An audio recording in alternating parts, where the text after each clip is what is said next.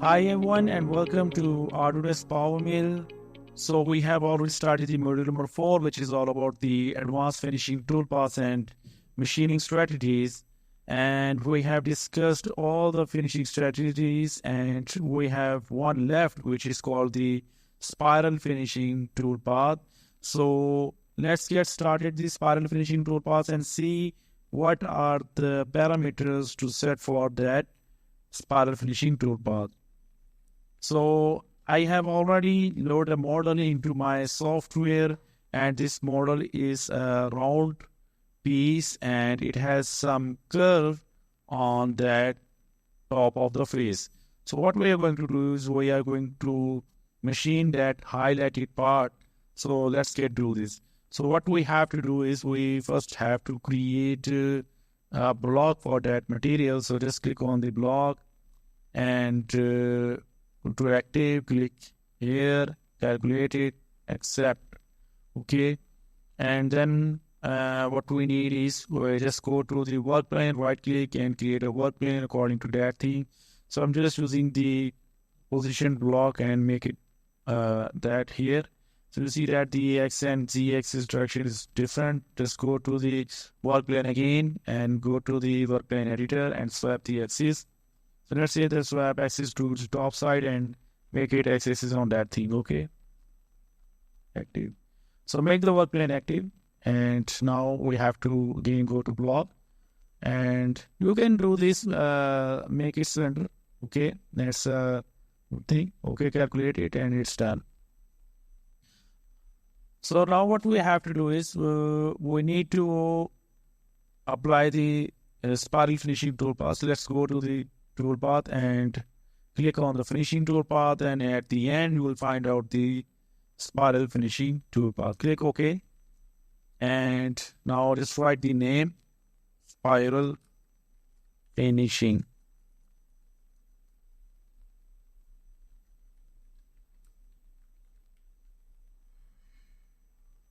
Okay, let's go and go to select the tools. As you know that we are going to perform the finishing operation.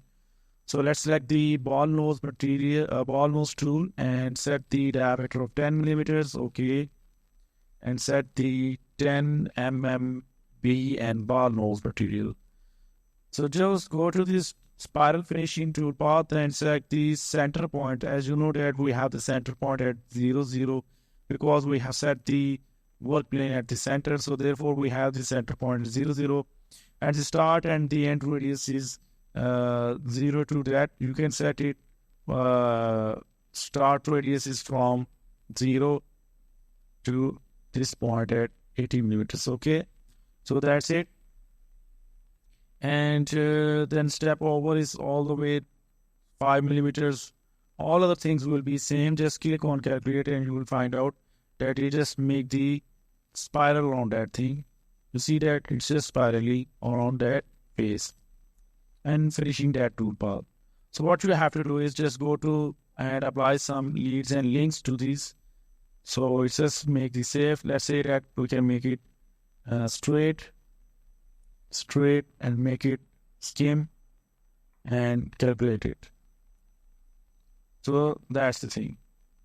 So this is how the spiral toolpath works. Let me go to simulation and click on the spiral finishing. And if you click on that thing, you will be able to see how it actually looks like. So just go and play it. Okay. So this is how it actually works. So just go and floor view and let me play this again. So this is how it actually looks like and how it actually works.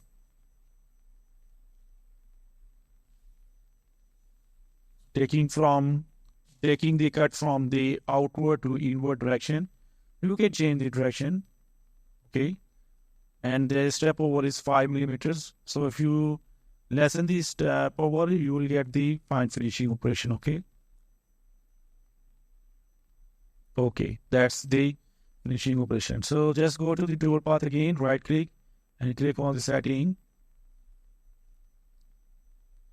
and you will see that it starts from that thing.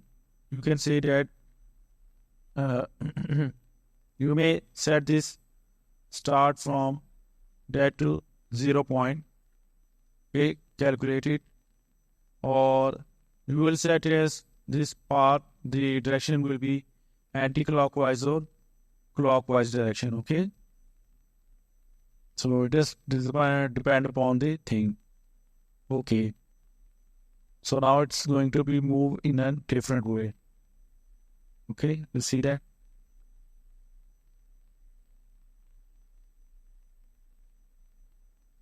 Or you can also apply the limits to control your tool path by applying the limits. So this is how actually the spiral tool path works, or spiral finishing works. So it's very simple. That's it for the spiral finishing. Thank you very much.